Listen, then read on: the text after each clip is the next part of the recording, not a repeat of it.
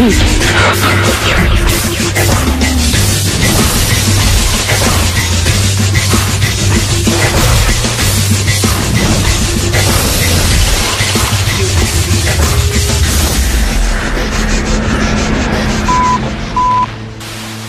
electronically recorded interview between Detective Sergeant Mark Winterflood and Lindsay Beckett.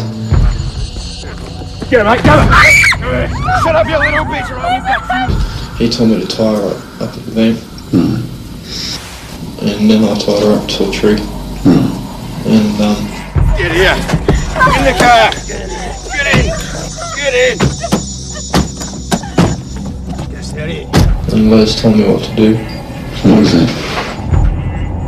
We won't say anything, we just want to go, please. Told me to shut her throat. Yeah! Come on! Come here!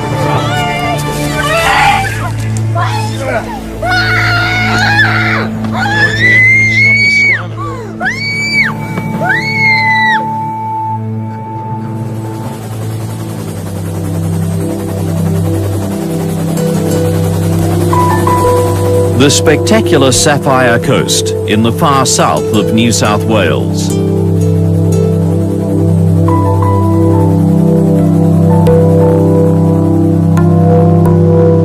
The Pacific Ocean rolls onto deserted surfing beaches, sweeping bays and rocky headlands. They are part of a line of national parks and waterways that stretches down the coast to the Victorian border.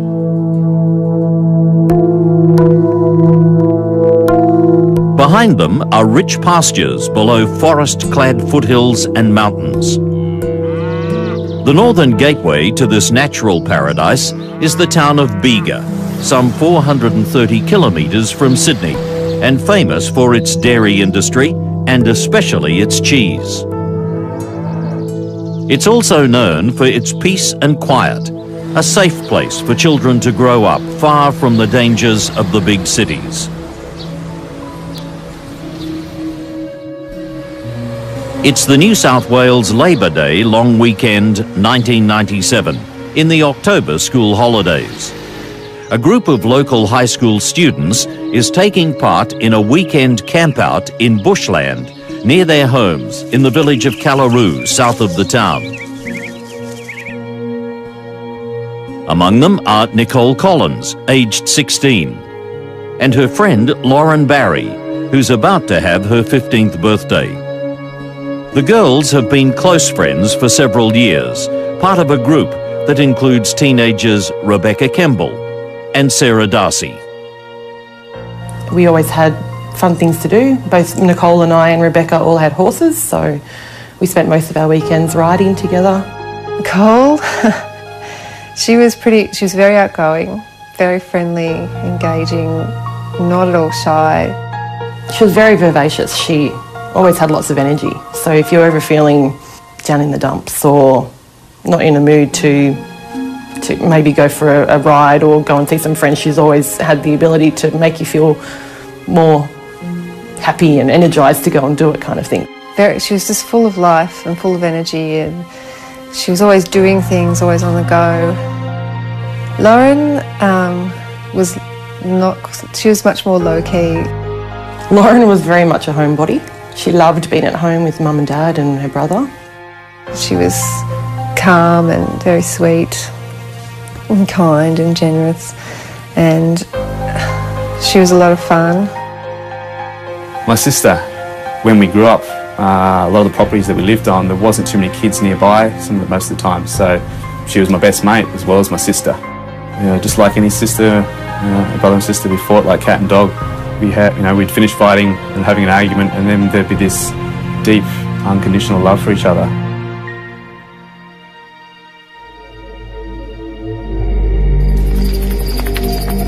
Hey, so how's horse riding on the weekend? It was really good. I did this really big jump. Even though the teenagers are responsible and trustworthy, their parents still make sure the campout is well supervised. Nichole's parents would come up and check on us, and so would Lauren's parents, so they could easily access to where we were staying. Yeah, I tried horse riding once. fell off. It was just an area where the two girls and their friends would go to a lot of holidays. They'd take their horses and set up a bit of a camp, and they'd just have a peaceful area overlooking the ocean. I can't believe we have to go back to school soon. Oh, I know. I don't want to go back to school. On Sunday night, being a long weekend, the group stays up late. Oh, I got up and put something in the bin, and then she put me on detention for like 4 days. Are you serious? Oh so my God. And we were just sitting around the campfire, talking, listening to music. And then Nichole was actually had been a bit upset because she broke up with her boyfriend.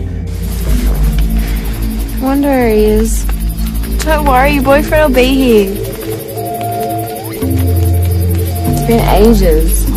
Seriously, he's probably on his way, don't worry. It's been hours. Yeah, it's probably on his way or something, don't worry. So Nichole decided that she was going to walk to Gilla and talk to her ex and see if they could work things out. Hey, I know where he's staying. Do you want to walk up? You sure? Yeah, come on, let's go. He's just in his auntie. So wait, where he's going? We walked everywhere. I mean, we were only 16. We didn't have cars. We didn't even have bicycles. We had the horses and we had our feet. So to get around in Camilleri, that's what we did. We walked. Where are you guys going? We're just going to town. We'll be back soon. Nichole decided that she was going to walk, and then Lauren decided that she was going to go with her. Eventually, the girls reach the main road and head towards Gilla. Although it's several kilometres, they fully intend to walk all the way. Young teenagers that grow up here, it's a very carefree place. There's a high level of trust. There are no great risks. But people have got to understand it's not a busy suburb in Sydney. It is, in fact, a very remote area. They were actually only a short distance from their home. They were camping, their parents knew where they were, and they were going to another friend's place for a small party. It was easy walking distance. They knew the way well. I came back at about 10 past 10, I think it was, in the evening, and the girls weren't at camp.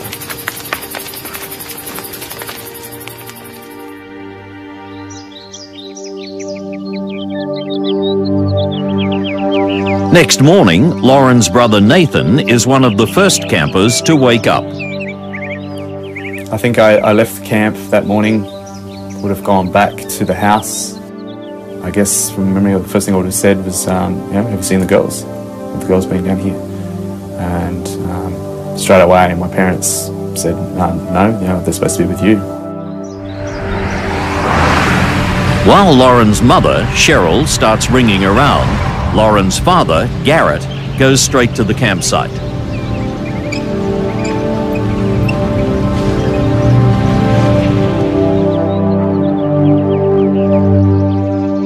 He said, "Where's Lauren?" And I said, "Oh, she and Nichole have walked out to Gilla." I said, "They're probably at Nicole's house."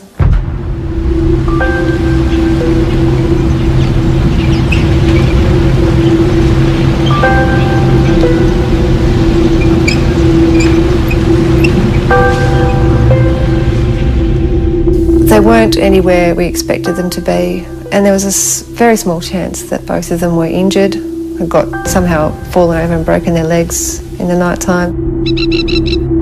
Nichole's father Graham drives out past the campsite towards the ocean, where he searches along the cliff tops. We rode through all the trails between Tartha and Camilleri. There's a lot of them. So we went through and we were calling out to them because we thought if they're hurt, they'll, call back. By midday, with no sign of the girls, the families decide it's time to call the police. They can't know that the girls have already undergone a long and terrible ordeal and are far, far away. Stop your sniveling!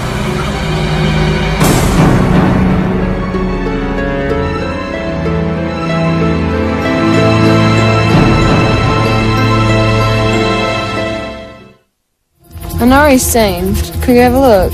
Are you sure? Yeah, come on. Okay, so Okay, where are you going? We're going to town. See you later. Oh, bye. Teenagers Lauren Barry and Nichole Collins have walked away from a campsite on Sunday night on the October long weekend in 1997. On the Monday morning, while the first frantic searches are taking place, a council worker is driving along the highway not far from the turnoff to the girls' campsite. He sees a large pink-coloured television set abandoned on the side of the road, and he loads it onto his truck. It'll be several weeks before police recognise it as the vital clue they need to break the case. Meanwhile, Bega detectives quickly establish the girls are not simply runaways. When you met their parents and sort of talked through the type of children they would maintain constant contact, almost for no reason, in the middle of parties. The families were adamant that their girls hadn't run away, that's not in their makeup, they've never done it before. The girls, aged 15 and 16, disappeared from a campsite near Bega after telling friends they were going for a walk. The search for the girls expands as SES and other local volunteers begin detailed sweeps of the bushland. The whole community, everybody came down and said, we're here to help, you know, we'll help you search. The first thing I did was to try and drive to all the places where I thought the girls could have been. Houses, hangouts, places in the bush where we used to all go. We had cubby houses and our favourite spots, and the girls weren't any of them, so then started driving the highways. And be looking out for anything along the side of the road, north, south, east, west. There's been no contact from the teenagers or any confirmed sighting. At the local refuse centre, the council worker unloads the big pink television set. The recycle bin is full, and so he places it on the ground. It'll be found a few hours later by a scavenger who takes it home, repaints it black, and sells it to a local hotel.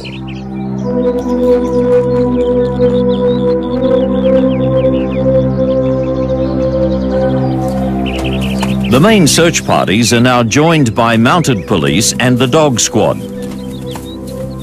And Lauren's father, Garrett, is out with them every waking moment.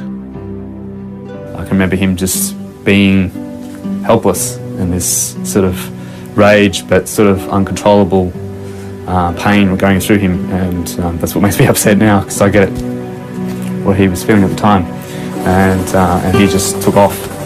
For those who don't know me, my name's Garrett Barry. I'm the father of one of the girls, and thank you all for coming, okay? Really appreciate it. No sleep whatsoever. I've never seen anything like it, to try and find them.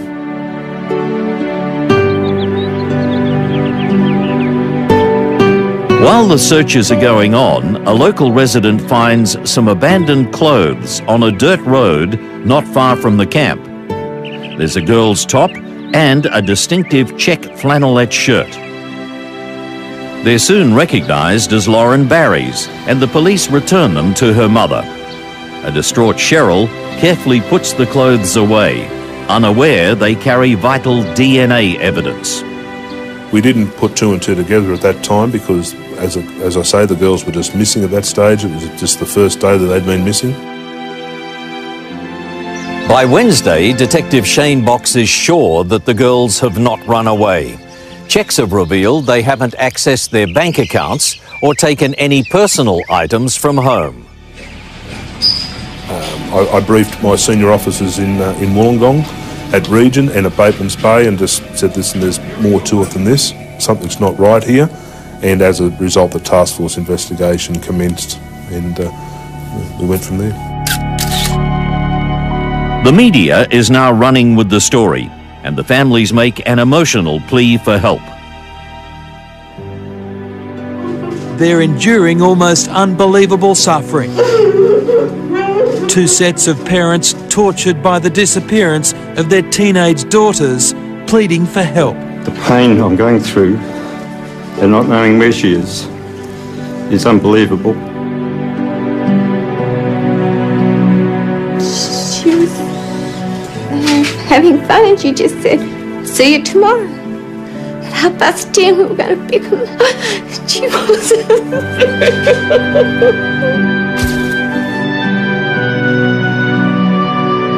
The publicity generates a rush of information.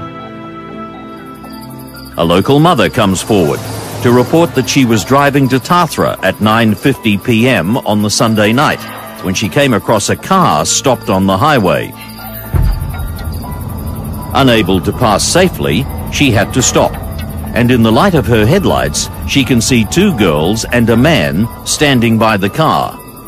There's enough light for her to give police a clear description of him.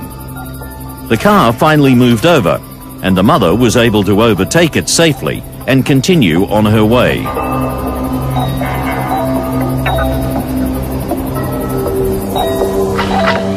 Another witness comes forward to say he saw a pink TV set abandoned on the roadside.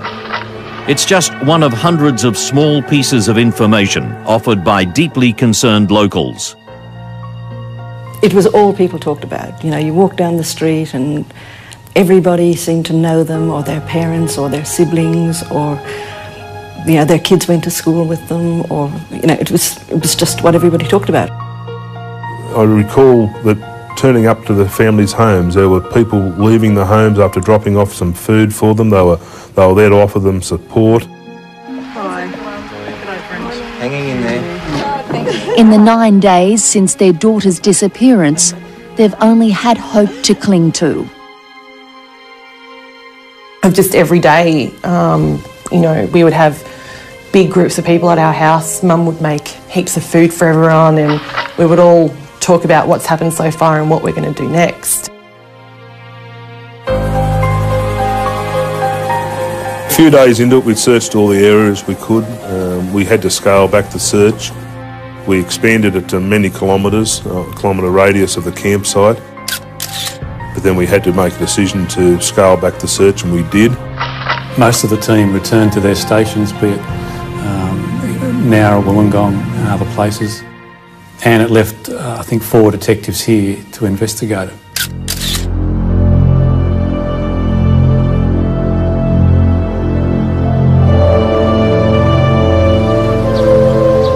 It's now almost a month since the disappearance. But just as the task force investigation is wound down, new information suddenly surfaces about a pair of violent career criminals, Leslie Camilleri and Lindsay Beckett. And it was just information from the police at Yass that you should look at these two blokes. They're into the badness, they're into sexual assaults, and they may fit the criteria. Lindsay Hoani Beckett is a New Zealander with a low intelligence who at age 24 has multiple convictions for robbery and assault. Leslie Alfred Camilleri is a dangerous psychopath who since the age of 12 has racked up an amazing 146 criminal convictions.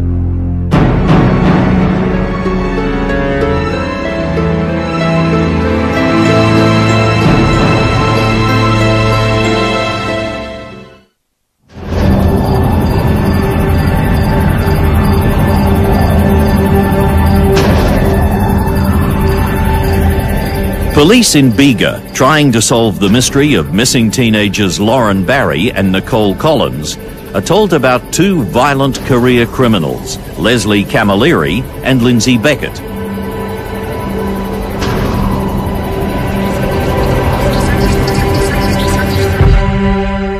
The two men have been living in Yass in southern New South Wales. An informant tells local police, who advise Bega detectives. The informant had noticed something in the newspaper, was aware of an article in the newspaper about the two missing schoolgirls. And there'd been a conversation between Beckett and Camilleri to the effect that I bet the police try and blame this on us. And they'd arced up about it quite badly. And that seemed odd to this informant, who also knew that Beckett and Camilleri were in Bega. They check the background of the two and find Camilleri has recently faced court on 6 counts of violent rape of an 11-year-old child, but was freed after his trial was aborted on a legal technicality. He and Beckett are also under investigation for the abduction and multiple rape of a 19-year-old woman. The detectives then get a call from Canberra police, with the news they've arrested Beckett after chasing a stolen car. And in the vehicle that he was driving was some blood-stained clothing in the boot. Let's go and introduce ourselves. Let's have a look at this clothing. Who knows, it could be the girl's clothing or something we can identify. Detective Winterflood drives to Canberra with Detective Stuart Gray. On the way, Gray's preparing for the Beckett interview by reading through various witness statements. He rereads the witness report of an abandoned pink TV set having been seen on the highway at the place where the girls disappeared. He starts to wonder if it's connected to the mystery, and he comes up with an intriguing theory. So I was travelling with this detective and he said, you know, it would make sense if you had a pink TV or a large TV in the car, that to get two girls in, you'd put a TV out and you'd put it beside the road. And I remember thinking, well, listen, that's just, you know, that's neither here nor there. It's really a bit of a nothing. So I sort of didn't give it a lot of credence. As I explained to you earlier today, when they interview Beckett, they find him arrogant and deliberately nonchalant. And towards the end of the interview, I put to him, and did you have a pink TV in your car? Well, the feet, you know, snapped down and he sat up, and obviously I'd hit a sore point with him. He didn't tell us much about it, but we just registered there's something about this television that's important. Beckett then admits to having a television set in the car in Bega, but he says he can't remember what happened to it. But I wish to speak to you further about it. So we started to work on the theory that maybe the TV was put out to put people in. So we thanked him for his time and we left. And we went from there to Yass to try and meet the informant. In Yass, the detectives discover that Camilleri and Beckett had actually stolen a pink TV set from the informant. And the main relevance of that television, he'd actually put Beckett and Camilleri at that scene. Oh, mate, in the back seat, grab the TV, dumb on the ground. Go! Shut up, you bitches! Oh, what's that you? Now, at this point in time, not only is Beckett still in custody in the ACT, but Camilleri had been arrested for some other unrelated matters and was in custody in Goulburn. Les Camilleri is interviewed in Goulburn jail, but as soon as the subject of the pink TV set is raised, he refuses to answer any more questions. Camilleri returns to his prison cell, where he's later reported to be in a distressed state, crying and banging his head against a wall. So we were in a situation where we knew that both of them were in custody, couldn't speak to each other, and this was a golden opportunity to work on their ability not to contact each other and their loyalty. The detectives then subject Beckett to a second interview, where they tell him they can now link him to the girl's disappearance. And I also had on the interview table in front of him photographs of the two girls, which I'd opened up, and they were large sort of A4 facial photographs of the girls from high school. And he instantly turned them over, and I knew I'd sort of hit a raw spot.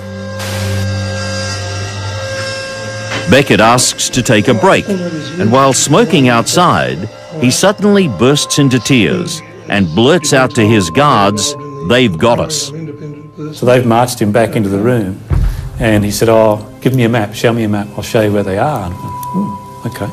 So we've opened this map on the floor, and he started sort of looking at the Monara Highway in Bombala, and then he said, "They're here, they're back there."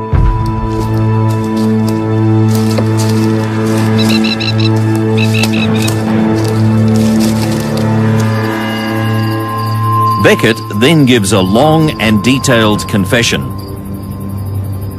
beginning with how he and Camilleri inject each other with illegal drugs as they drive from Bega to Tathra. Les was driving the car and we were going to the beach because I hadn't been to the beach for ages, and we were going to go there for a drink and just see if there's any parties. And we were going up the hill and seeing these two girls there, and Les stopped. Hey mate, what have we got here? Hey girls! Asked them if they wanted a lift, And they said, oh yeah, alright then. And then we said we're going to the beach and asked them if they wanted to come. And they said yeah. The girls' families and friends are adamant that neither would have willingly got into a car with strangers, insisting they must have been forcibly abducted. You want a lift? We'll give you a lift home. No, I'll just walk. There was certainly no signs of violence going on, and it appeared that the girls were actually talking to the vehicle occupants, and one of them was actually out of the car, according to the witness. So at that point, although maybe not a normal or believed action of the girls, certainly on this occasion I think that account is correct. They wouldn't have gotten in the car with, especially a car that looked like the way it did. It was all banged up and dodgy looking. These two were off their faces on drugs. And Nichole and I were both, oh God, you know, we'll never get in a car with strangers. And she said to me, I'll just never do that. No, I'd never hitchhike, I'd never do anything. You know, Dad would kill me. I'm still to this day convinced that they never hopped in the car voluntarily. They were either coerced into the car or through their mannerisms of Camilleri and Beckett, they were frightened and hopped in the vehicle. Beckett's version of events, he was accurate and truthful about a lot of other detail. I didn't see him gaining anything by saying they didn't get in voluntarily. Well, I think he lied about it to try and make it sound as though... Party on the beach? No, we can't. We're just You know, to make it sound less harsh on themselves. No. Shut up, you little bitch! And your friend! Mate, I got it. Get the TV out of the back seat, mate. Dumb on the ground. Go! Shut up! That's your friend, too. Mate, go back. You, with me. Shut up! With me. Get here. In the car. Get in. Shut up. Stay in.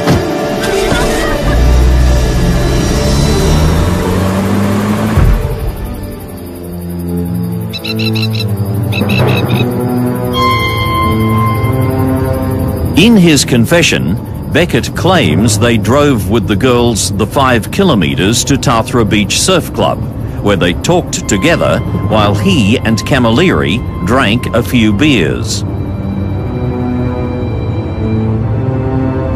As the town was quiet, they then decided to drive back to Bega and agreed they would stop on the way at the campsite so the girls could tell the others what they were doing.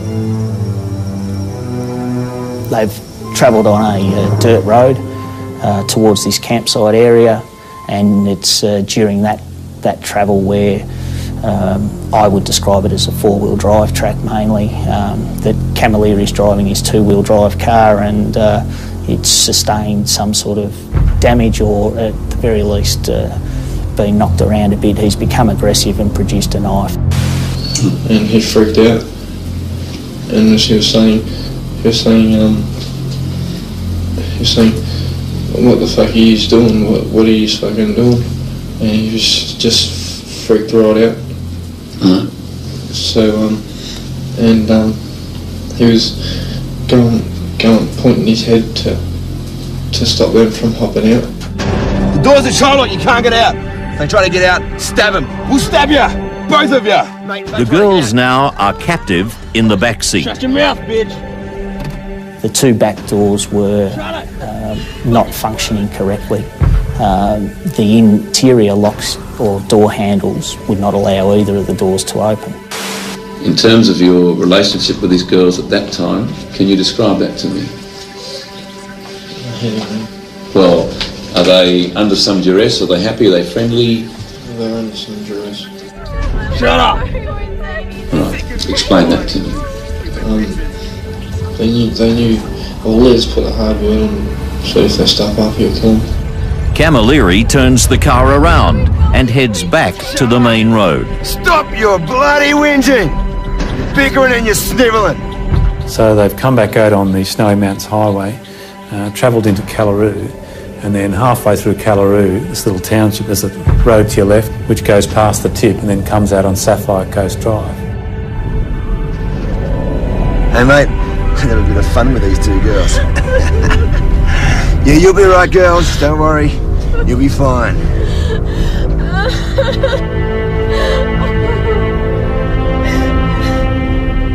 Go along there. Yes, do you mind if we have sex with you?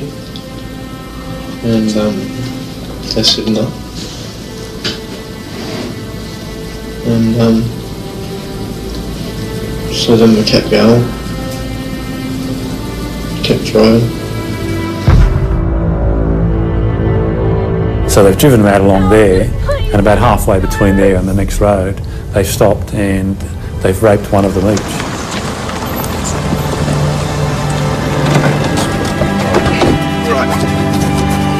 Get out!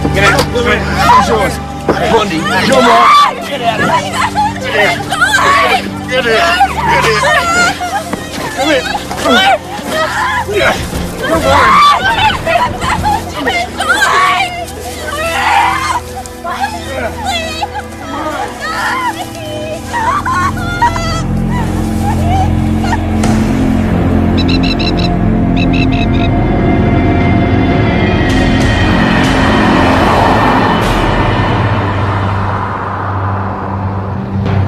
The men then head for the Prince's Highway and drive south with their captives towards Eden.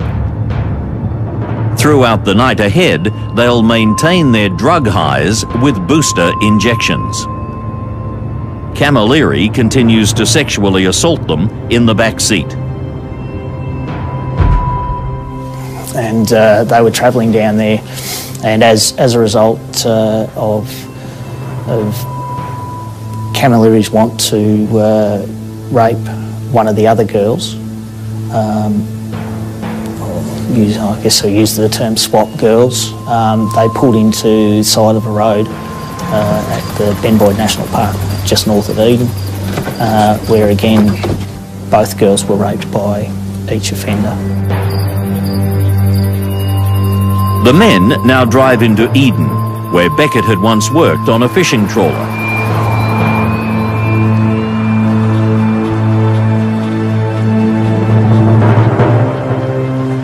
They went down to the wharf and had a look to see whether the boat that he once worked on was there. During the driving through Eden itself, the girls were told to keep their heads down, and as a result, after not finding the boat and Beckett's supposed knowledge of the area, they attempted to try and find a back road out of Eden. Became sort of disorientated and ended up on some dirt tracks again, which at that point they stopped the vehicle and then raped the girls again.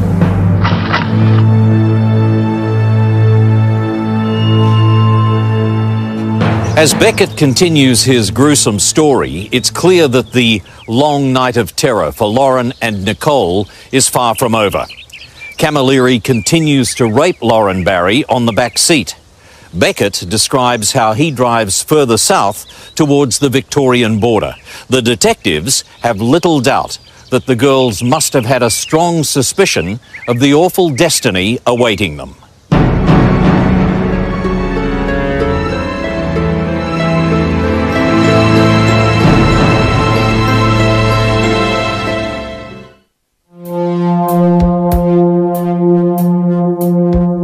Criminal Lindsay Beckett has broken down and is confessing to the abduction of Bega Schoolgirls Lauren Barry and Nichole Collins.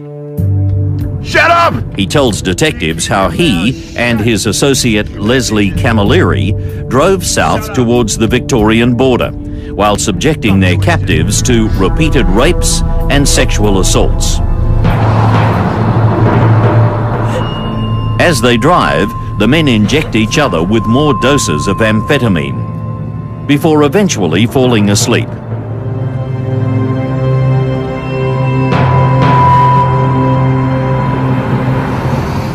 right, mate. Just crossed the border into Victoria. Victoria? You stupid prick! Sydney! I want to go to Sydney. Turn around. It appears that neither of them really know where they are. Camilleri gets quite angry about that. And at this point, Beckett again turned off the main, which was now the Princess Highway at that point in Victoria. Les told me to stop because he wanted to have sex with the one with dark hair. In this West Wingan area where travelled down again a dirt road. You get out! Get out! And me and the one with glasses kept driving down the road. Bugger off! Come back to 20. Come here, mate. Come on! Come on!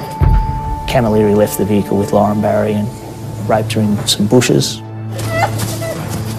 After that rape, it was expressed between Beckett and Camilleri that they used the words "can't go back," and that was expressed by Camilleri, and Beckett understood that realistically that the girls would not be able to be released.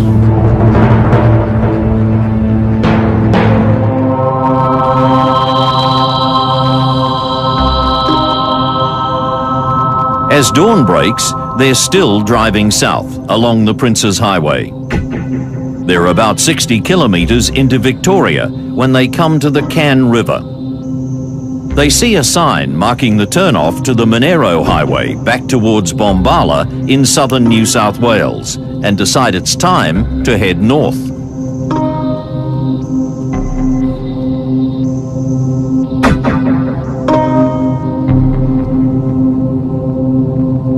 After about 40 kilometres, they come to a place called Fiddler's Green Creek. Beckett then spots a small sidetrack into the bush. He said to Camilleri, "What about this?" And Camilleri has said, "Well, let's have a look," and they've travelled up there.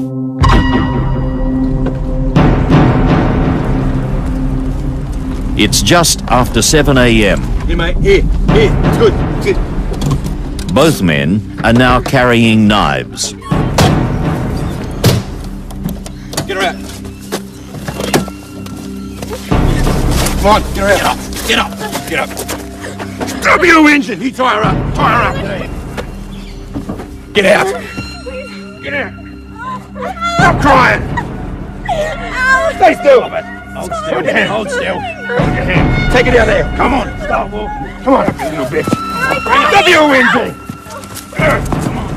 Stop your crying. We're going nowhere. Having a bit of fun. Hurry. And they're stopped and traversed through very heavy bushland.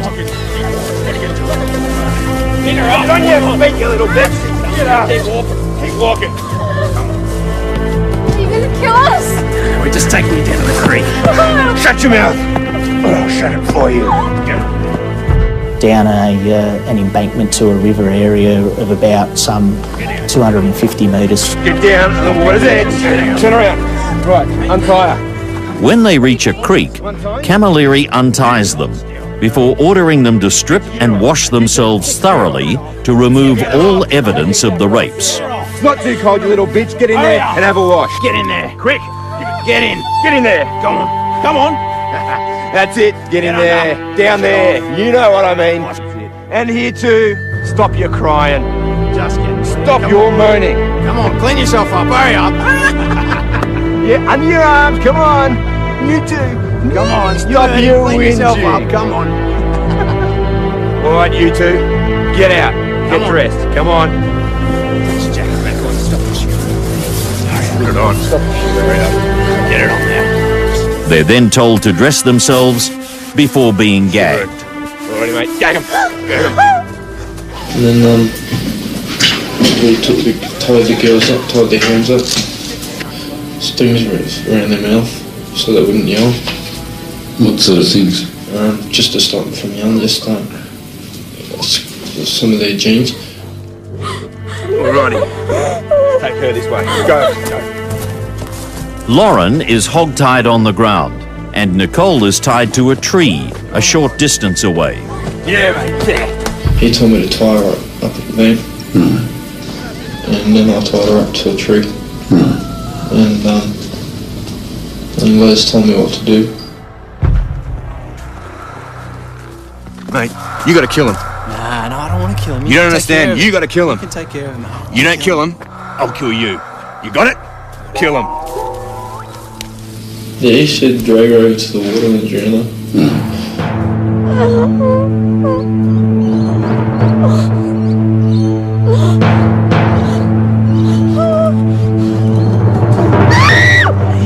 Come here. So Beckett goes down to Lauren, drags her into the water.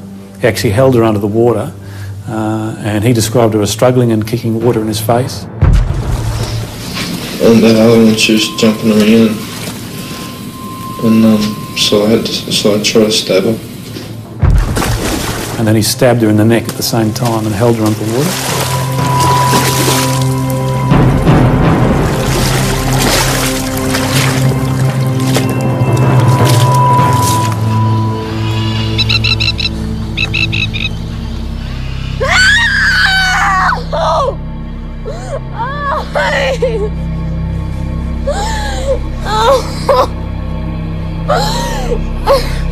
He then goes back to Nichole and attacks her.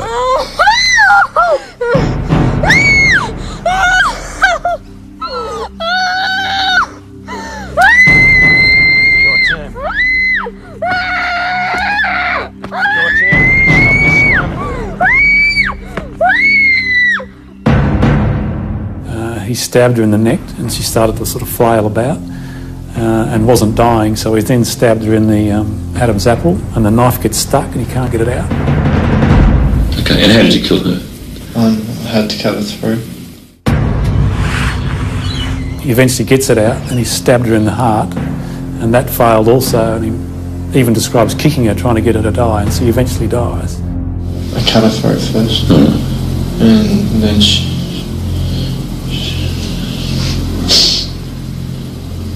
and then I stabbed her. Okay. No one chooses how to die, but their deaths were just horrific in every respect. Not only do they have to see Lauren dying, she has to, you know, it's just a terrible death.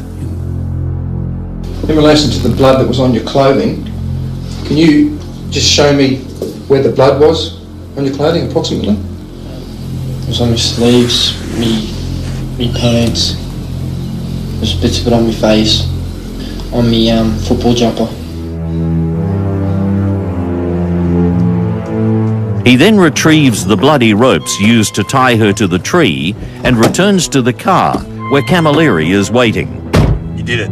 I did it. You killed him. It's done. Good. Let's go. Beckett says that after the murder, he fell asleep as Camilleri drove back into New South Wales, heading for their homes in Yass.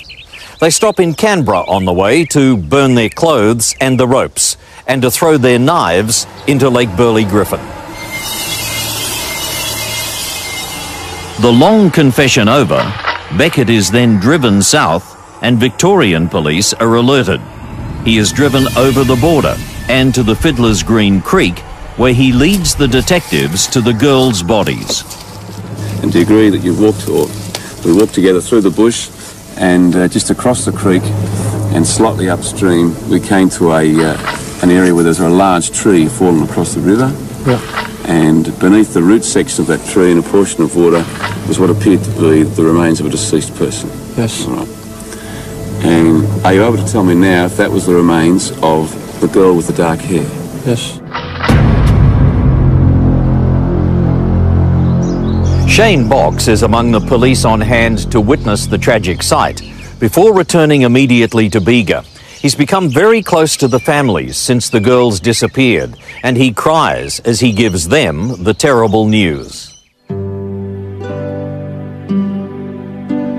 So probably the most difficult task a police officer could do would be to look at families of two young girls in the eyes and tell them that their girls were murdered, and that was the last they would ever see of them. And it was also especially hard for me as a father of two girls to be able to do that particular task. My father pulled me aside and he said that they had found Lauren and Nichole's bodies, and I can't remember. My body's done a pretty good job of blocking out those emotions and feelings and thoughts at the time, but I was in a bit of shock, I guess, and that shock stayed with me for many years. They came in their thousands to grieve, filling a small park. The town itself shut down as hearts opened and emotions overflowed. Nichole and Lauren were my best friends I've ever had, and now that they've been taken away from me.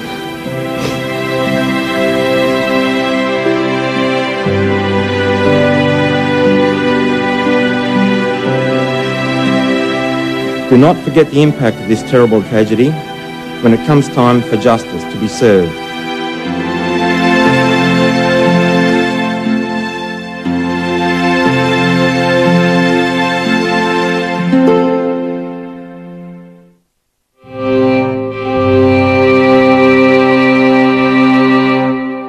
The New South Wales detectives hand all the evidence to the Victorian police, who take carriage of the case under the direction of Detective Russell Sheether, who prepares the charges of murder.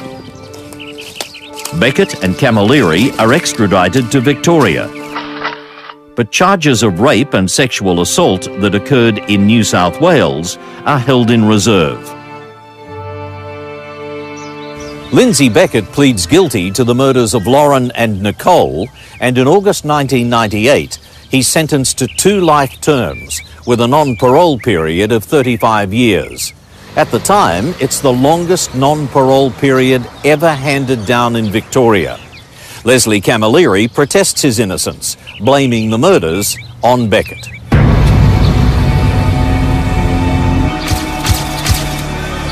His trial gets underway in February 1999 and lasts 10 weeks, during which more than 180 witnesses are called. Apart from Beckett's testimony, the most damning evidence is a match to Camilleri's DNA in semen on Lauren's clothes found by the roadside at Bega. It puts Camilleri not only at the scene but being involved in sexual activity of which he'd continued and during court continued to deny. There's also shocking testimony from a 19-year-old woman who was raped for hours by Camilleri and Beckett just days before they went to Bega. The star witness is Lindsay Beckett, and he lays bare all the repugnant detail of Lauren and Nichole's ordeal, detail which had previously been kept from their families. Yeah, under your arms. Of how the girls were made to do all sorts of horrible things, and then, you know, obviously as you're hearing what your sister was made to do and how she was raped and how she was tortured, those thoughts and images start coming up in your mind. Shut up! I am sick of you whining, you stupid bitches. And that obviously affects the body, and you get quite upset and angry and aggressive and lose control. The long wait for the verdict is also distressing. That was an extremely tense couple of days because the jury took, I think it was nearly 48 hours to give us a result. Leslie Camilleri yawned repeatedly as he was branded a murderer by the jury. When we heard he was guilty, I can remember my parents and Nichole's parents yelling, screaming yes and yelling for joy that which is hard to get some joy, but from all the stress and pressure we put through, it was a positive in a bad situation. It was a ray of light, I guess, that someone was going to be held responsible for the girls' murders. Guilty. They were the best words I'd heard in this long trial. Now maybe our girls can rest in peace, and we'd really like to thank the jury. They got it right. It was the culmination of at that point, nearly 2 years of investigation and court processes. The trial judge, Mr. Justice Vincent, made a dramatic statement at Camilleri's sentencing, which is still remembered years later by the homicide detectives who worked on the case. You gotta kill him. He said, however, I consider that my duty is clear.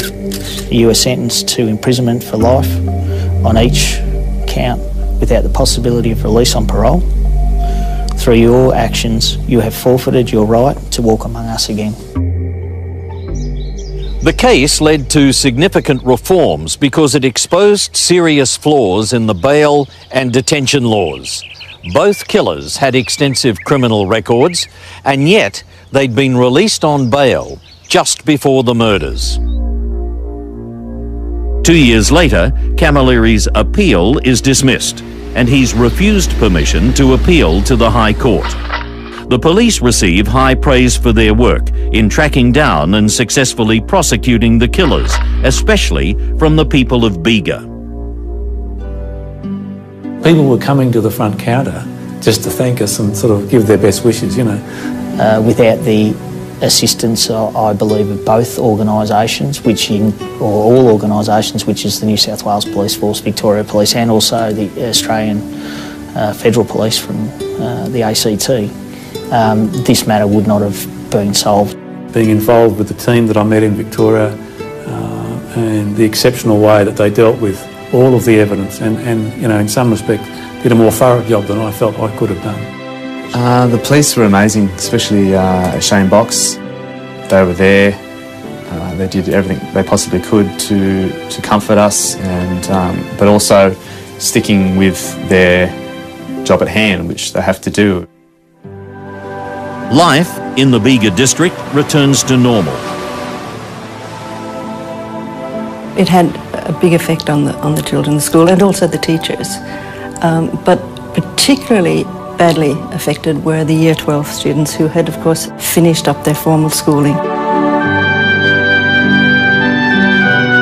They've changed people's lives forever. Everybody else who's left behind, everything's changed for them, you know. They have to live with this pain and the heartache for the rest of their life. Girls, huh? Hey, girls. Come here. Nothing, there's no excuse. Doesn't matter how you're brought up. Have love or hatred or whatever, it's an individual choice.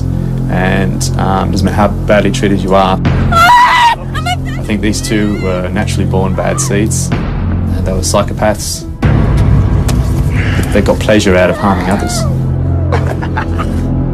And they don't belong in our society.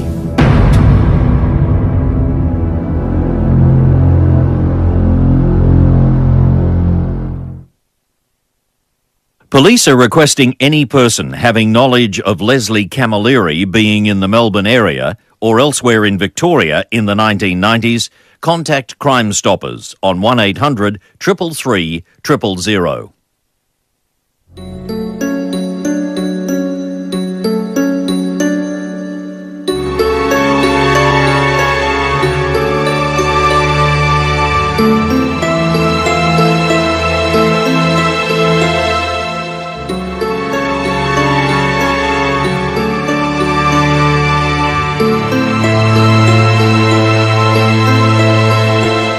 Our next episode covers the rape and murder of 12-year-old Queensland schoolgirl Sian Kingi. Dedicated police work will lead to the arrest of Barry John Watts and his wife Valmay Faye Beck. That's next month on Crime Investigation Australia.